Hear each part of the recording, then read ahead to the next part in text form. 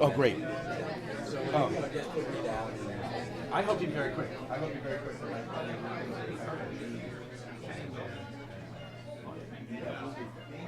Yep.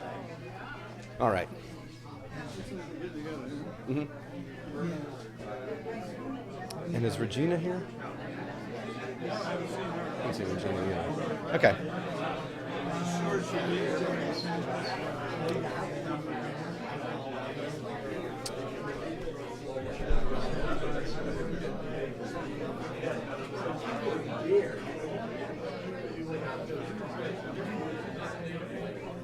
All right.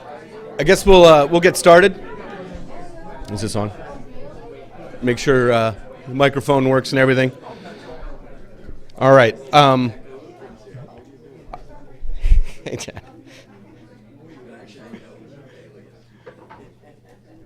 Welcome to the National Iron and Steel Heritage Museum for this evening's Rebecca Lukens Award. I'm Scott Houston, the president of the museum, and I'm really happy to see everybody here tonight. This is a special evening for all of us as we look back at the legacy of Rebecca Lukens, and we also bring to the forefront a woman of accomplishment of today. But before we get started, I would just like if Bill Shaw could come forward and maybe give us a little invocation. That'd be great.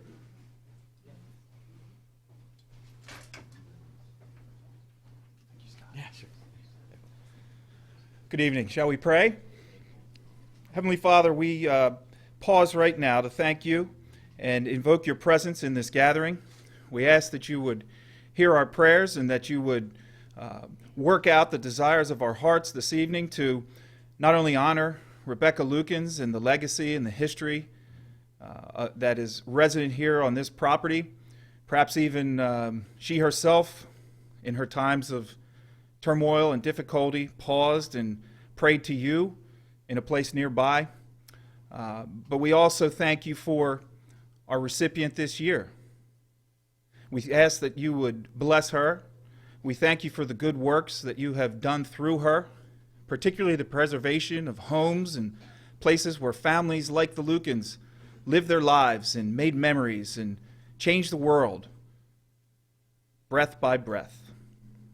So we just thank you tonight and pray that you would unite these families, along with the other recipients, the great recipients of this award, to do a wonderful thing that accomplishes your will, just as you have done years and years and years in this place. So we thank you and we pray all this in your precious name. Amen.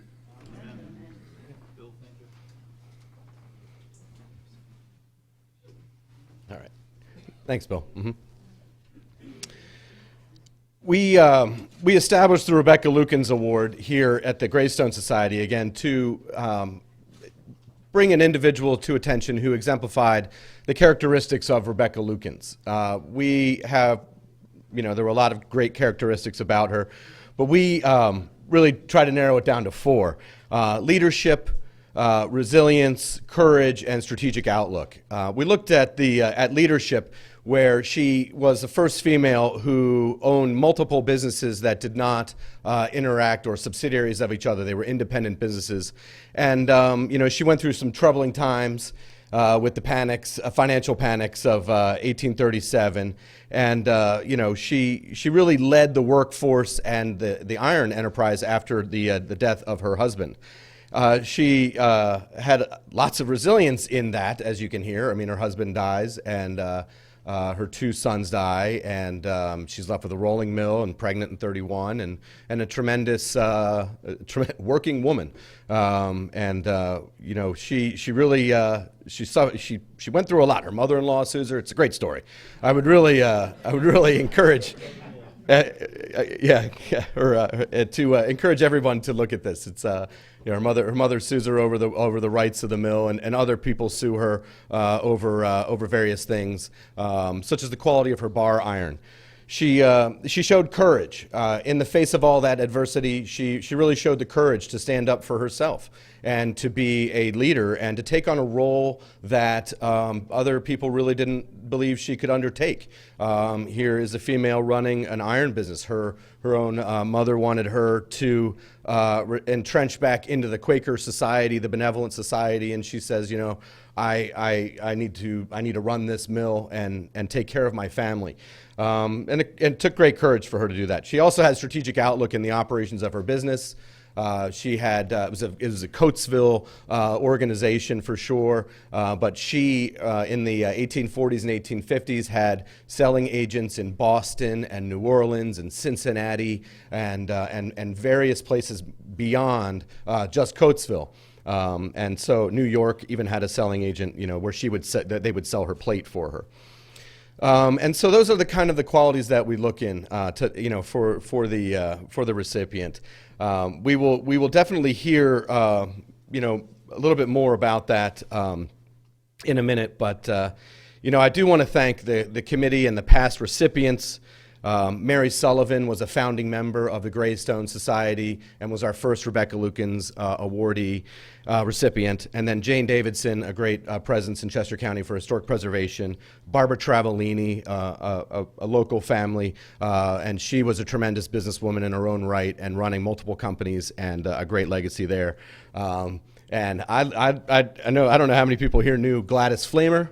But she was a tremendous spark plug, and oh my gosh, I have such fondness for her. Oh yeah, she demanded that I meet her at her home, and she was great. She was very forthright, and I loved her for it. Nancy Hannum, who has a great legacy in Chester County, and then Tammy Kanzler Miles, who is a tremendous businesswoman and local developer. We also have Regina Horton Lewis. I know she's supposed to be here a little bit later on, and she is tremendous. Her story is great about her GE training program. Molly Morrison, Natural Lands Trust, and the vision that she has for helping Chester County, and I know that she's very busy at the moment with Villanova property. Marianne Rossi is a lawyer, accomplished lawyer, Westchester with McElry, or it used to be McElry Harvey when I worked for him, but McElry, I can't remember their, but she's a senior managing partner there. And then Barbara Cohen, who is here tonight. Barbara, great, yeah, and tremendous work that Barbara does in Chester County, and a great story.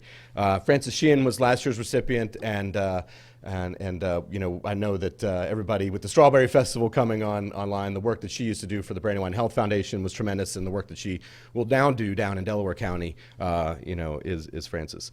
And tonight, we'll honor Janet, and it's a great opportunity to have you here tonight, and we'll hear more about your preservation efforts and efforts in general.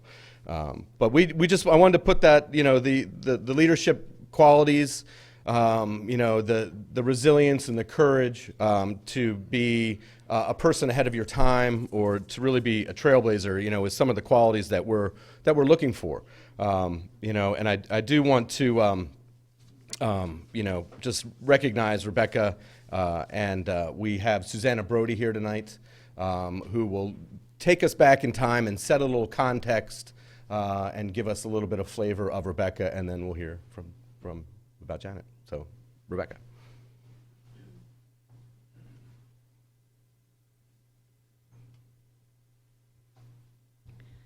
Good evening. I hope you've had a chance to take a look at the mill this evening. With my brother-in-law Solomon's help, I have completely rebuilt the ironworks. I have made repairs to the mansion house here, built substantial tenant houses for my workers, and made improvements to the farm. Our business is dull enough, but I have built a superior mill, though a plain one. And our character for rolling boilerplate stands first in the American market. But it was not always like that. When my husband, Charles Lukens, and I first came here to Brandywine, everything was in dilapidated condition. Repairs were urgently needed, and we bore the whole expense. I often told my father I thought it scarce right that we should have so much to do, that the ironworks should have been put in good working order before we came. We were not here very long before my husband decided to go into the boilerplate business. Now, this was quite risky, for it was a whole new branch of the iron industry, but he had high hopes for its success. Does thee know that my husband, Dr. Charles Lukens, was the first ironmaster in America to successfully roll boilerplate?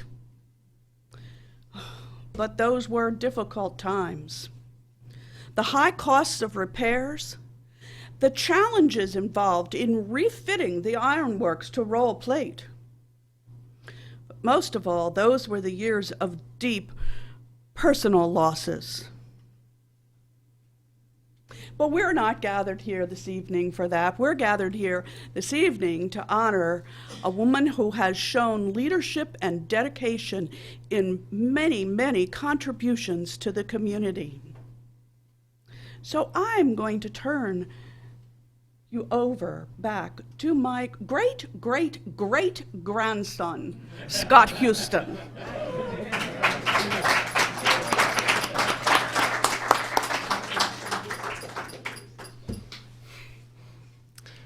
Yep. Thank you, great-great-great-grandmother. Yeah, may have been great. Six generations. I'm not sure. Yeah, it's a lot of greats. But she was really a remarkable woman. It's an honor to have gotten to know the story of Rebecca Lukens, and we cherish it, and we just want to share it. I think it can really be an inspiration to a lot of people, especially women, in business. So I think that's something that and all over. It's great when you bring people here, and the men, iron and steel, and people are like, well, who's the lady on the wall? And you're like, well, let me tell you, how much time you got? I know we don't have much time here tonight, but we'll keep going. I do want to say that it's interesting where in the process, Rebecca's birthday is a tough anniversary. It's January 6th. Not a lot of people are up for the event mood. But we celebrate Rebecca's birthday, January 6th, by opening up the process of the Rebecca Lukens Award. and we get together and we talk about Rebecca and that. And then we do the announcement of the recipient during Women's History Month, which is March. And then this month is May, which is Historic Preservation Month. And, we are moving forward with Brandywine Mansion and getting that restored bit by bit as we can, and that's a great artifact that really connects people back to the time and to Rebecca Lukens. It's funny when you talk about Brandywine Mansion, and it's compared to today's mansions, it's a little stone farmhouse. But it's interesting. Historic preservation. I can't remember. We do have a picture. I think of the day I showed up here in my Jeep and my baseball cap and things like that, and I said, Gene, show me around. What do you have here? And it's a real treasure and gem. And Terracina was really, the focus in Graystone. But Gene also, handed me this report. I like to read, so it was, fine, let me read it. And it was done by the National Trust for Historic Preservation, I believe in 1988. And it was a team of people who had come out to Coatesville from the National Trust for Historic Preservation and had written this report. And in there, it stated, the typical stuff of historic house museums have a generally flat attendance level of about 5,000 people, and you've got a great historic house and things like that, but you need to think a little bigger. So, we have 2 historic houses. So how big is that? But I think in just reading the report, it really is, I think, as far as I know, and Peter, you've kind of been with the project a long time as well, but not to put you on the spot, but it really was that seed and that kernel that you got to think a little bit bigger. And I think that's where we really started to say, well, we have the houses and the story of iron and steel. And I said, hey, maybe we could create a little museum about the history of Chester County's iron and steel. But then it was so much more. I think that, as Jane Davidson used to say, with Coventry Forge in 1717, Chester County has a tremendous amount of assets. Those assets cover the longest period of American history, over 300 years. You have the most amount of sites in the smallest geographic area in the United States. And so we can really claim, to be an iron region. And that's where we said, well, if you're covering all that time frame with American history, you can have the National Iron and Steel Heritage Museum. And that was really kind of where, in a quick heartbeat, how we went from, looking at a historic house museum into a larger context and story beyond just the Houstons that goes into, the Lukenites, the people who worked in the mill, the different cultures, and the people who made this place. And I will be the first to tell you that it was more than just us. It takes a team, a great team, and the team that they had here was a well-oiled machine, at one point in time of about 5,000 people. And it really is, what we're doing there, to look at who made this place, how did they make this place, and what did they make in America. It's tremendous. And so without further ado, I could go on and on about that. Very excited to have read her report and to have taken that report and really done what Jean laid the foundation for and what you contributed to. But I want to bring Jean up. Jean actually, took the report and worked on it. I kind of read it and took it from there, but Jean really worked with Janet on tonight. So I would really like Jean to come up and to talk a little bit more about Janet. Mm-hmm. Thank you.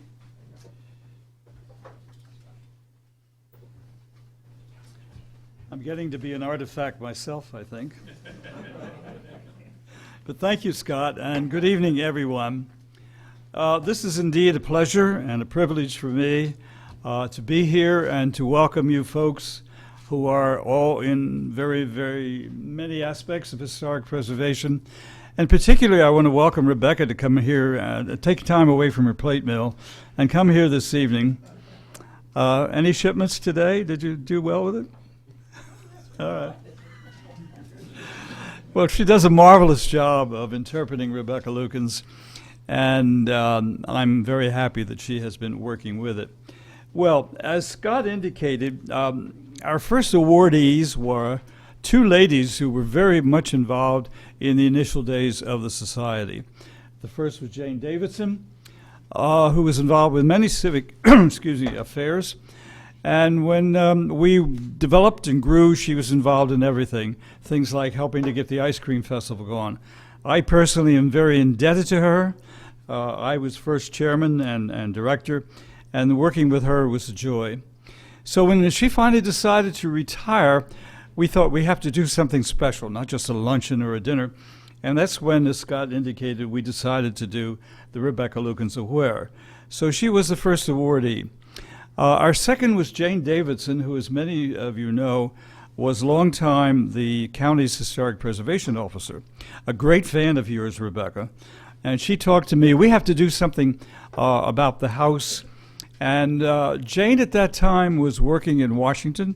During the first Bush administration, she served on the President's Advisory Council, knew her way around Washington, and came up with the idea of creating a National Historic Landmark.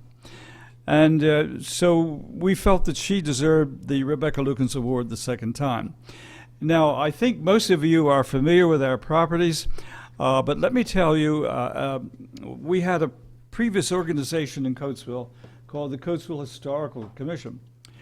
And in the 1960s, when Washington started to pass the National Park and the National Awards, we got interested in nominating some of these properties as historic landmarks, not just locally, but striving to get the national historic landmark. So we did. The first we did Graystone Mansion, and then we got Terracina, and then we got this building. And then we also got an engineering landmark, the Great Railroad Bridge. Any of you who came down 82 can see this magnificent bridge, which was built by the Pennsylvania Railroad in the early 1900s. At the same time this building was built, and we succeeded in getting it on the National Register as a landmark. As Scott indicated, we are very interested in industrial history, and that bridge is a symbol of the triumph of the Pennsylvania Railroad under its great management at that time of Alexander Cassatt. And just a little plug for Chester County, Mr. Cassatt was gung-ho on getting the Pennsylvania Railroad's tracks beyond Jersey City and getting them onto Manhattan Island, which he succeeded in doing. So he needed a station in Manhattan, and he engaged the famous New York architectural firm of McKim, White to design it. And the chief partner, who was the chief architect, Charles McKim, I'm delighted to say, was born here in Chester County, in West Mattneal Township, because as it happened, his mother was related to David Potts, the Iron Master of Isabella Furnace. So it all ties together, and very nicely. Well, we moved on. The Graystone Society got started in 1984. We were an offshoot, you might say, of the county tricentennial. Chester County was celebrating the 300th anniversary of its founding in 1982. William Penn had acquired the proprietary from the king in 1681. 1682, he came here, he sailed up the Delaware River, and created 3 counties, of which Chester was the first. Of course, the eastern end of the county, which he saw, is now Delaware County. But we had many celebrations, and I must say, Mrs. Sullivan was gung-ho working on it. The county commissioners invited us to have a display of artifacts in one of the county offices, which we did. And we had local events. So we celebrated that. Well, when it was all over, we had a number of people who said, you know, it's a shame you're just doing that for one event. You really should set up some sort of a little museum of Coatesville history. So Mary and I and a few others got our heads together, talked to the city, and the city agreed to give us a room in Graystone, which at that time was Coatesville City Hall. So we got busy with the idea, and we, several of us, incorporated. We went to the state, and we incorporated a little organization called the Graystone Museum Society of Coatesville. A lot of words, but we're doing something. For one room, we got our tax status, and we got going. We never did finish that museum. We had ideas. We started to think about what we were going to put in it. And Hyman Myers, the well-known Philadelphia architect, I was leaning on high, and he was advising us. I had hoped, incidentally, that High would be here, but he's just getting over a serious illness. So we got started. We didn't go very far because within a few months, we had a crisis situation with our favorite house down the street, Terracina. Now, Terracina is a remarkable landmark. It was built by Rebecca Lukens for her daughter Isabella, who married Dr. Charles Houston. Delightful example of what has been termed country Gothic architecture. And it remained in the family for generations. Dr. Houston, of course, eventually became president of this company, and many events relating to the company were held in that house. We have a lot of documents on it. Well, a crisis developed, and this is the sort of thing you deal with in historic preservation. We had no thought of going beyond that little room over at Graystone. Stuart Houston, who was a prominent member of the family and the company, owned Terracina. He died in 1971 and decided to will the house to the city of Coatesville. Now, at that time, Coatesville was not as desperate financially as it was, but as the time went by, it was a problem. Now, his widow, Harriet, lived for another 18 years. His will provided that the house could not be transferred until she passed. Well, by the time the Graystone Society got started, the house was in pretty bad shape. And the city had no staff to take it over. We had at that time a city manager who was very interested, very, very supportive. This goes back to my favorite phrase from Rebecca, that necessity is its stern taskmistress. My every want gave me courage. We were asked to take over. Mrs. Houston lived, as I say, for a number of years. She had a life estate in the property. The property could not be transferred, according to Mr. Houston's will, until her passing. The city, what we were dealing with was a life estate. And the city had no staff, no money, so they needed a nonprofit group to take over the management and operation of that property. Since we had just gotten started, well, how about you folks? Why don't you do it? So we did. We went from a room to taking over that house. The house was in desperate condition. Stuart was a wonderful guy. He had a lot of interests. Maintenance wasn't one of them. We, without doing an architectural study, we were looking at hundreds of thousands of dollars. He had dispersed most of his collections, so we were largely looking at an empty house and no endowment to go with it. We wondered if we were mad, but true historic preservation mentality, you can't let this property slip away. Hanging over it was the possibility that if the city didn't work with its own of it, it might be sold. And the obvious buyer would have been Lukens Steel Company. Now, Lukens Steel Company at that time was doing well, but had a management that wasn't particularly interested in historic preservation. They commemorated the tricentennial, but tearing down the Charles Houston house, which was on the lot. So a lot of us said, no, we can't let this city go, this go to Lukens. So we worked with the city. Mrs. Houston transferred her life estate to the city, and we took on the management, our first crisis project. What do we do? So, as I say, we had all these concerns, and we needed help. Now, the Stuart Houston Charitable Trust, which later on became the chief funder of the restoration, was not yet on stream.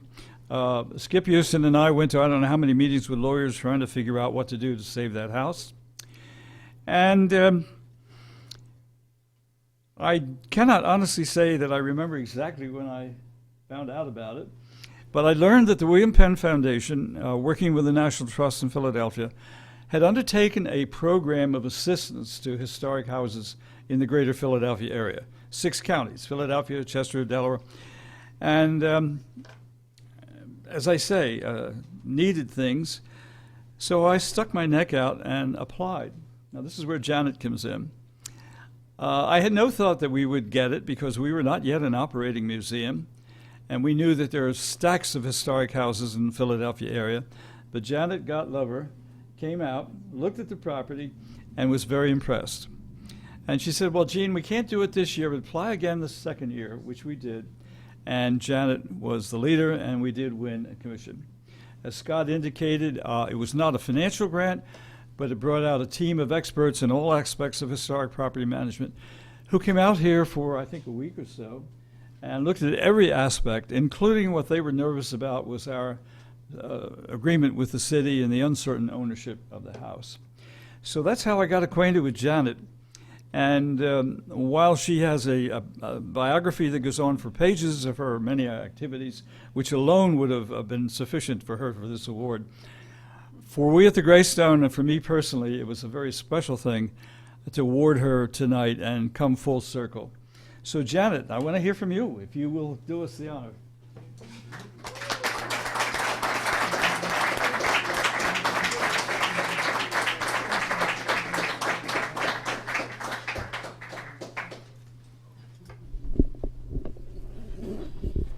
Thank you.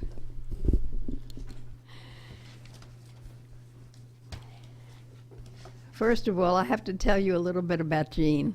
That's not part of what I was going to say, but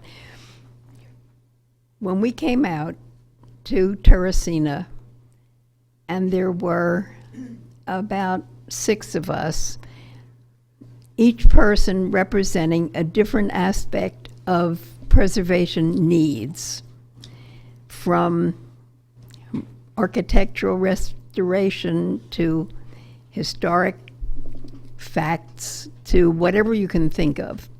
In fact, one of the places, the most important thing was to get a new boiler for their property. So this kind of thing was going on. One of the men was really a little bit annoyed about the fact that this historic house was just sitting. And what was it going to become? And was it necessary? And he said, America has too many historic house museums. And Jean stood up and said, but Coatesville needs the heritage. And that was the story. And Jean has really given his love, his life, his energy to making sure that Coatesville and Lukens Steel and the history of Coatesville is being remembered. So I have to thank Jean for that. Now that's not even part of what I was going to say.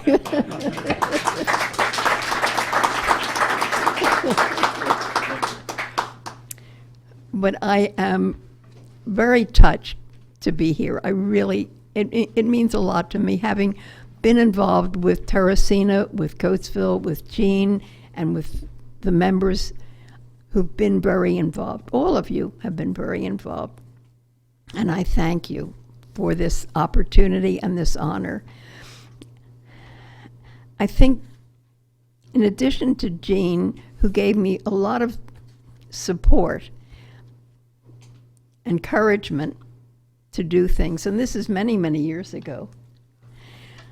And it was fortunate that we had the grant from the William Penn Foundation and the National Trust to study the potential of the house. What made it unique? What made the community unique?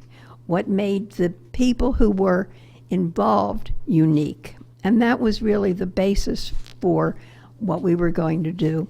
Gene had already started with the restoration, and he'd already made some significant progress in using the building. There were, I think, there might have been a small, either lawyers or some little group was using some of the rooms at that time. We're looking for tenants. Yes, but tenants, use that word, who would be very gentle Yeah. in whatever they were going to be doing in the building. So that was one of the things that Jean had started. And it was a very sensitive reuse for the building, for the house. I'm talking only about Terracina, which was Rebecca Lukens' house that given to your daughter and your son-in-law.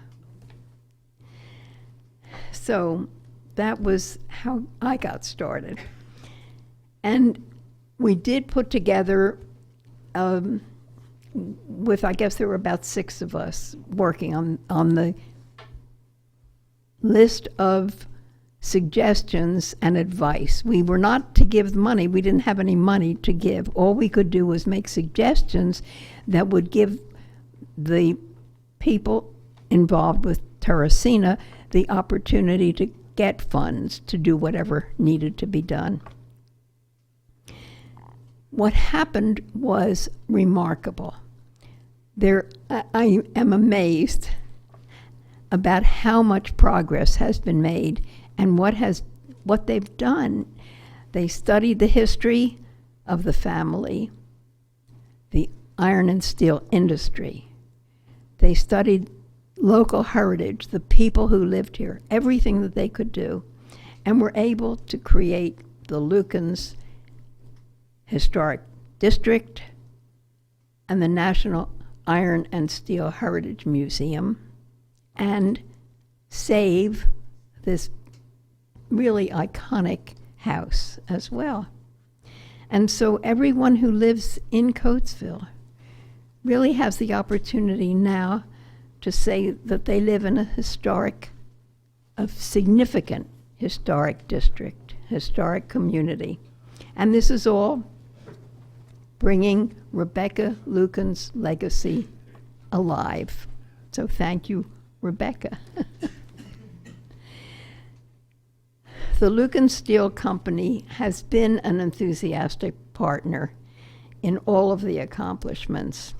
And so we have to give thanks to all the members of the administration, to the family, to the staff, to Scott. And you are also president of the museum, I think, as well. They made me that, yep. I enjoyed it. Yep. Great team. It's a great team. And it is now, if you didn't have a chance before, the museum itself has a special exhibit, the Iron and Steel Hall of Fame, and that's outstanding. And I really just want to say thank you to everybody for giving me the opportunity to see what has flourished as a result of one heavy, heavy week of work here, and then putting together all of the suggestions. And then my responsibility after we met was to stay with Jean and with the other members of Terracina and help get the program moving. And that was really the best part of it. So thank you.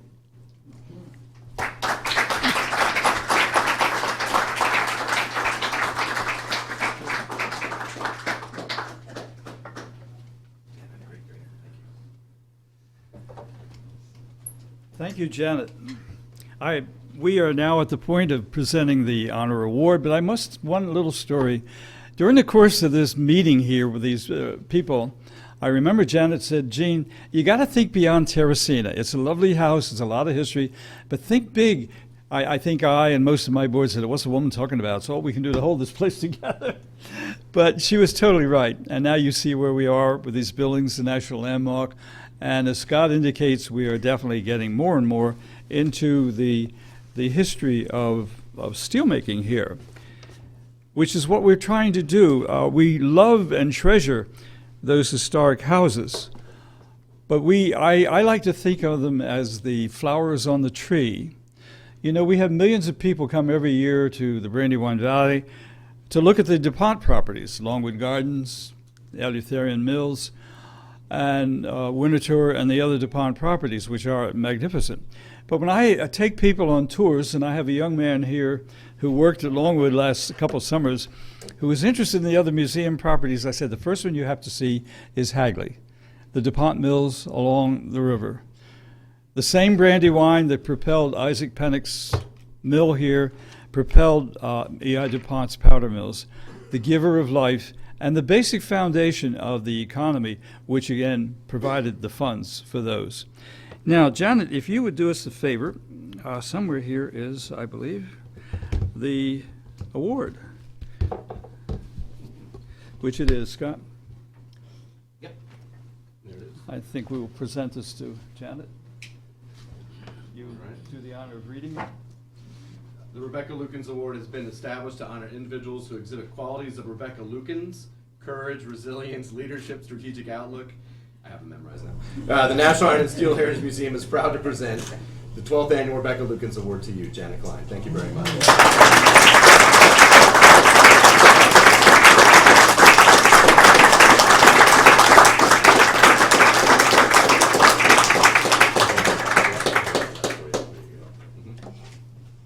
And you have Some other presentations. I had expected some officials from the city of Coatesville. There you are. Please come up. You're making your presentation.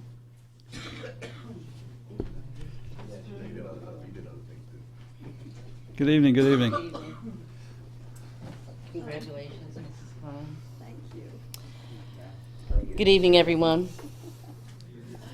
On behalf of the City of Coatesville, our president, Ms. Linda Lavender Norris, in her absence, my name is Carmen Green. I'm the council vice president. We want to say congratulations. Thank you. And we want to present you with this proclamation. I forgot my glasses. Loaned you mine. So we're going to have Ms. Bookman. Are they reading They glasses? reading glasses? She said yes. Oh, they have that bifocal. I can't do it. I'll mess up. But we'll have Ms. Bookman read the proclamation. Yeah. City of Coatesville Proclamation in recognition of Janet S. Klein. Whereas the City of Coatesville is proud to welcome Janet S. Klein, who has been honored with the annual Rebecca Lukens Award. Whereas the City of Coatesville is delighted to have Janet S. Klein visit our city. And whereas Ms. Klein proved vital in the seminal stages of the restoration of Terracina, the first historic home in the Lukens National Historic District, through the William Penn Foundation grant, and whereas, during a long and distinguished career, Ms. Klein has served in various capacities in the world of preservation for historical landmarks, and now, therefore be it proclaimed that the City of Coatesville, City Council, tender our honored guest and most cordial and sincere welcome to our community. Proclaimed and enacted the 31st day of May 2018.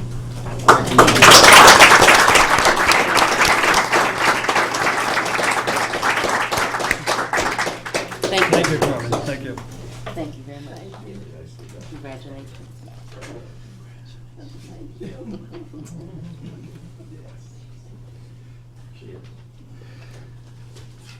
Well, thank you for the City of Coatesville. We have always felt that what we're doing here is not just saving an old building, but the Graystone Society from its inception had always felt that doing this would improve the image of the city and maybe bring some tourism, but we've worked on it. Well, now we have another presentation for you, Janet, and this is from the county commissioners who sent their regrets that none of them could be here this evening, but it's a citation to Janet Klein as recipient of the Graystone Society's award. She's a noted historic preservationist, museum management consultant, early supporter of the restoration of Terracina, the first historic building in the Lukens National District, and her guidance were the catalyst in the preservation of Terracina, therefore in the creation of the entire historic district in Coatesville. In addition to her support of the Lukens National Historic District, Janet is affiliated with the National Trust for Historic Preservation, credited with the creation of Philadelphia-based projects such as the Liberty Trail and Fairmount Park houses, which support the Philadelphia Museum of Art. The Board of Commissioners, the County of Chester, the Commonwealth of Pennsylvania, recognizes the many contributions made, accomplishments achieved by Janet, and have benefited and will continue to benefit the citizens of Chester County for many generations. So here is a presentation from the County Commissioners. We're not done. There's more. There's more. There's more. Now, we contacted your House member from your district, Madeline Dean, and we have quite a long whereas. This is the whereas part of the meeting, but she wrote quite a bit from the press release, and I'll just say that she says, therefore, the House of Representatives of the Commonwealth of Pennsylvania pays tribute to Janet Klein upon her well-deserved recognition, proudly notes her exemplary record of service and contributions in keeping with the highest levels of the Commonwealth, offers best wishes for the continuation of her many worthwhile and beneficial endeavors, and directs that a copy of this citation, sponsored by the Honorable Madeline Dean, will be presented to you. I think there will be a formal printed book as well. So, number 2.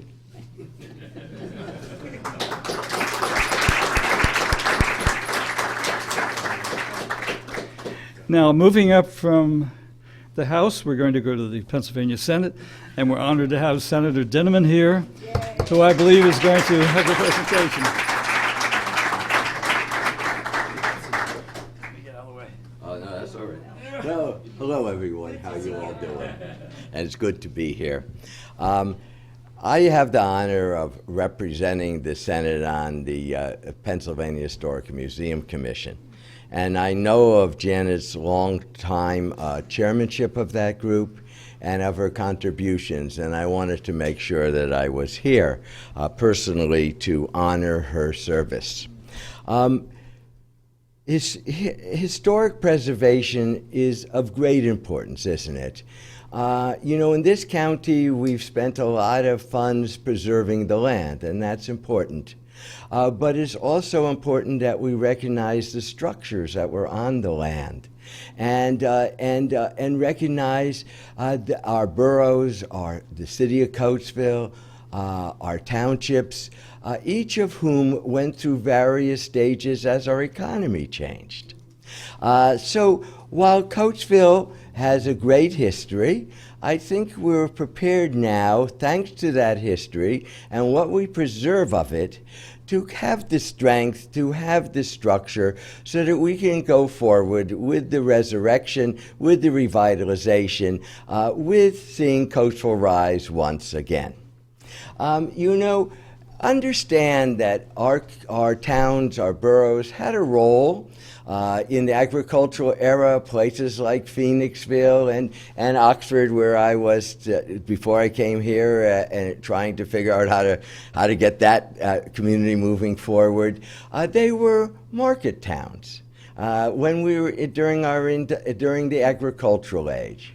Coatesville was actually, during the period of time when Lukens was at its height, all the way into the 60s, was the actual pulse point of the economy of this county. that over 5,000 people worked here, that those of you who grew up here knew the stores, and I think there were 2 movie theaters actually in the town, and know of its history. Well, if we're going to once again see it rise, see its revitalization, then we have to preserve its past, because those buildings, that past, teaches us a great deal, gives us the knowledge and the strength to go into the future. One of the wonderful things about history, and I've taught it for a long time at the university, is you see, when you look at those buildings, when you understand history, remember that it's also about human emotions and feelings. You know, love, hate, beauty are characteristics of us as human beings. And they've always been there since the beginning of time, haven't they? It's just that a different stage is created where we see their expression.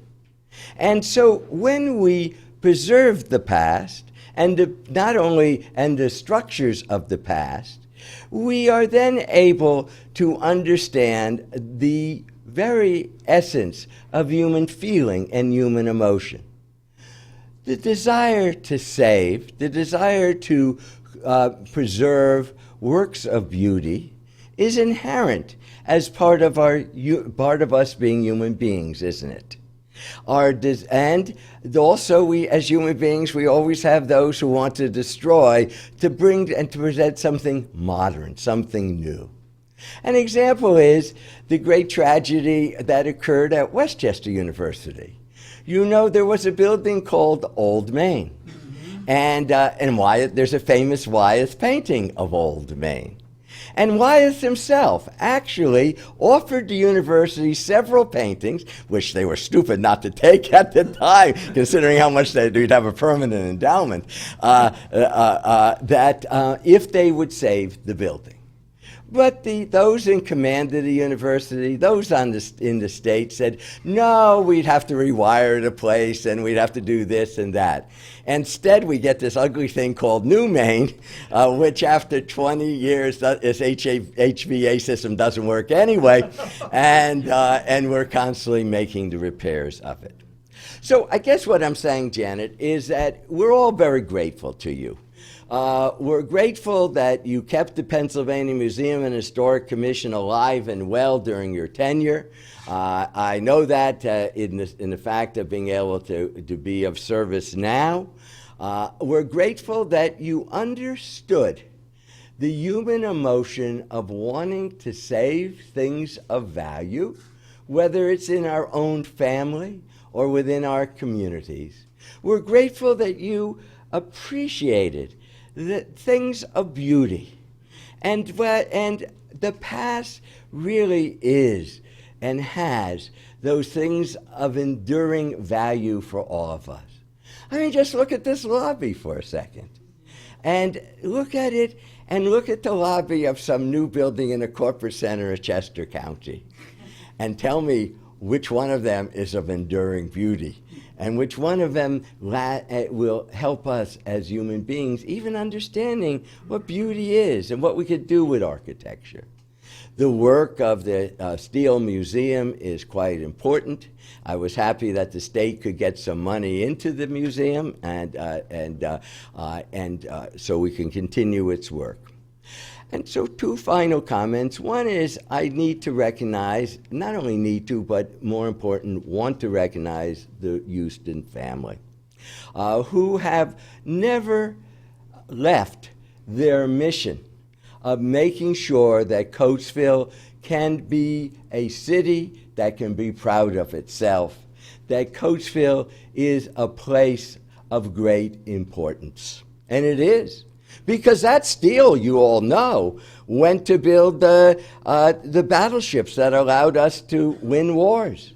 That steel was in the building that was destroyed, the World Trade Center destroyed in 9/11, and parts of the branches of that steel are right here today, returned to Coatesville. So, Janet, I present you with a citation from the Senate and a recognition by the governor of our Commonwealth.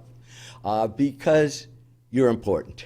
You are important to all of us who know the value of maintaining what our ancestors created. You know, in the end, Janet, we go from generation to generation. You know, in the Old Testament, there's the expression, Lador Vador.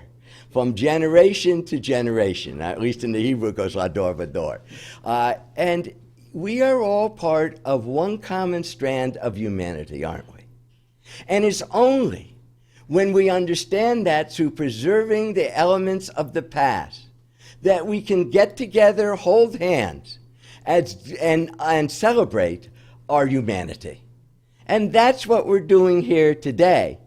But there always needs to be someone who helps us understand what the past is all about and allows us to maintain our humanity and allows us to celebrate the architecture, allows us to celebrate those achievements of all of us as human beings.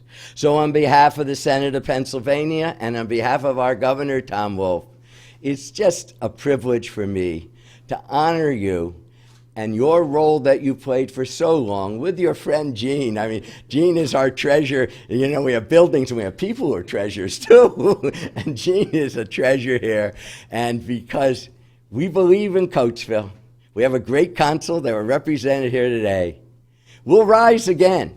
And we're going to become once again the center of the prosperity of this county.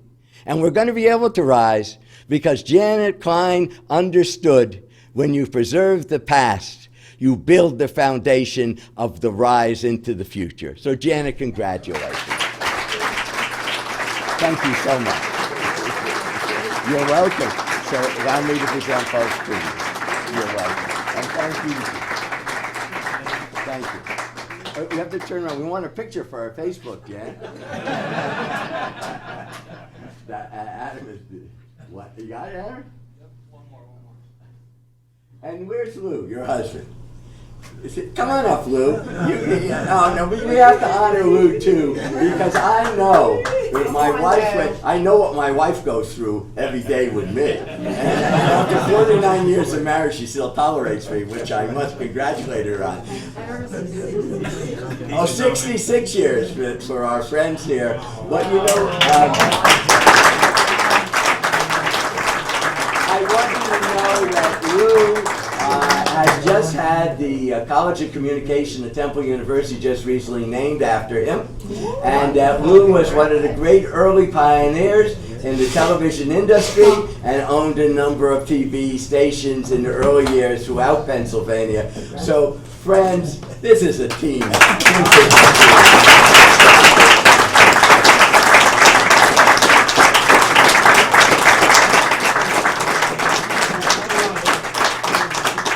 Thank you so much. Thank you, everyone. Thank you. Scott, next is the program is yours.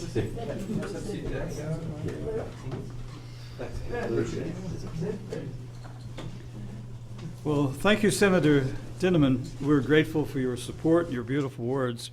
We have one more presentation, but I was delighted to hear that the new Old Main is having problems, because I remember the old one, which was built, I think, at the time of the centennial of the college in the 1870s. I was involved with a campaign to try to save it. I and some others even went to see the governor to try to call him off, but to no. But it's sort of a reason to smirk when the new one isn't any good. It's worse. Well, I feel the same way about the Pennsylvania Station in New York, which was demolished in the 60s, one of the greatest buildings in America. And if you've had occasion to use the station in New York now, you realize what a change. In fact, somebody called it the ring of hell that Dante missed. Anyway, we have another one. We're moving up to the federal government from the Congress of the United States. We contacted Brendan Boyle, who is the representative from your district, and you're going to get a formal program. But he said, "Dear Mrs. Klein, it's my honor to congratulate you upon receiving the 12th Annual Rebecca Lukens Award from the National Iron and Steel Museum. This award presented to an individual who exemplifies the quality of Rebecca Lukens. From promoting Fairmont Park tours for the Philadelphia Museum of Art, to working to create the Liberty Trail, to provide a roadmap for history of our region, your efforts have been instrumental in heightening awareness of our rich history.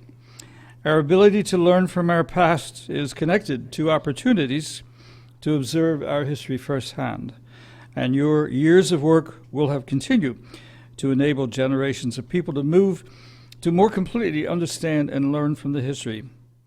Rebecca Lukens, America's first female industrialist, was a pioneer in her profession, and she is a proud name in our Commonwealth's history. It is fitting, then, that you receive this award in her name. It is my privilege to congratulate you on this great honor, and I wish you the best of luck in all future endeavors. Sincerely, Brendan Boyle, Member of Congress. There you are. There you are. There you are. That concludes the presentation. So we have a couple of books we're not going to let you go without having. But we have with us the current chairman of the Pennsylvania Historical Museum Commission. Nancy, would you like to come up and say a few words? Thank you, yes. Oh, and Nancy's wonderful, by the way.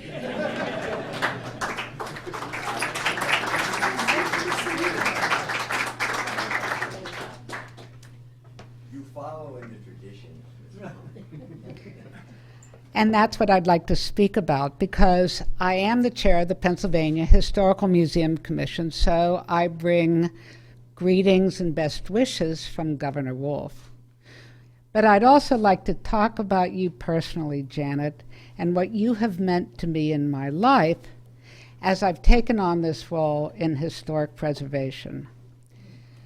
One of the things that I've observed is that when you peel back the curtains a little bit in the field of historic preservation, you find that women have been so central to the saving of America's treasures.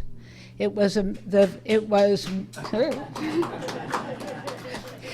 women who saved George Washington's house. It was the Daughters of the American Revolution that saved Independence Independence Hall, and it goes on and on and on. Yeah. Like Eleanor Illoway, who's sitting here, comes from yes, Francis Worcester. Oh, right. So, Janet, that is a tradition that you share and that you've brought forward into the 21st century, because it takes enormous fortitude as well as vision to look across the landscape of the community and see the treasures, even though sometimes they look derelict, and imagine them flowering in the future. And that is what you've brought and to our Commonwealth. And to me personally, you've always been a mentor and role model, and I cherish that. So thank you so much.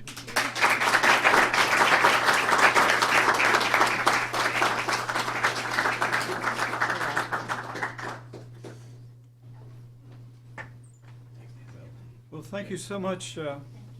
We're delighted to have your comments. Is there anyone else who wants to add a comment?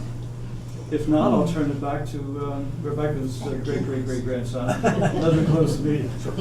Yeah, that's great. Scott, how many greats are there, out of curiosity? I think it's 3 greats.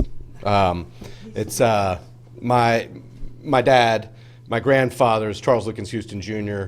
His father was Charles Lukens Houston on the wall over here, and then his father was Dr. Houston, and then who was married to Isabella, who was Rebecca's daughter, and so that would have been my grandmother, and then Isaac, yeah, 4,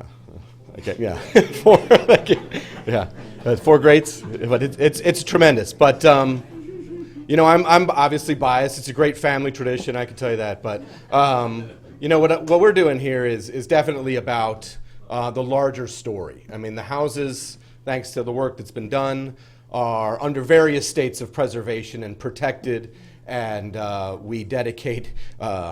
We feel it's always a substantial amount of money that we dedicate to the historic district, and we really want to dedicate more money, and we do more money to the outlying community through the work of the trust and the foundation. But this place is important. It is important to save, and I feel it's more important to save than just because of my connection. It's the connection that Gene walk around Terracina. I always joke, it was all about interior decorations and furniture plans and da da da da. And I want to get something. How do you melt something? And who makes that?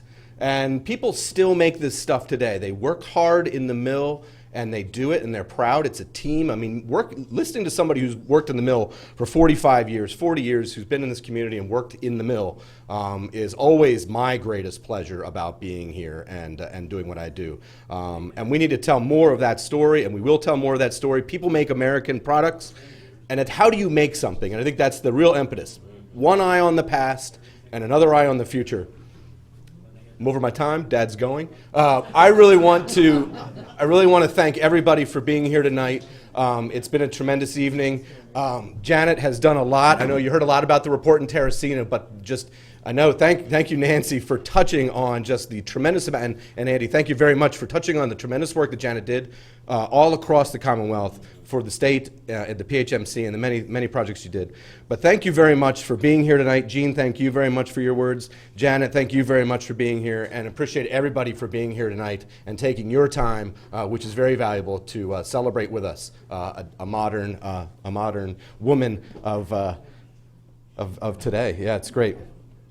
And Rebecca, she's yesterday, but you're today. You're today.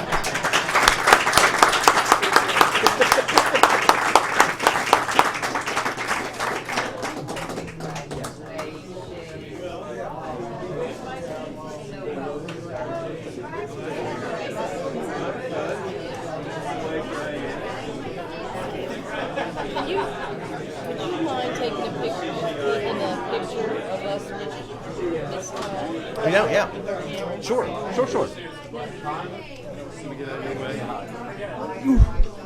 Got a pair of glasses here somewhere.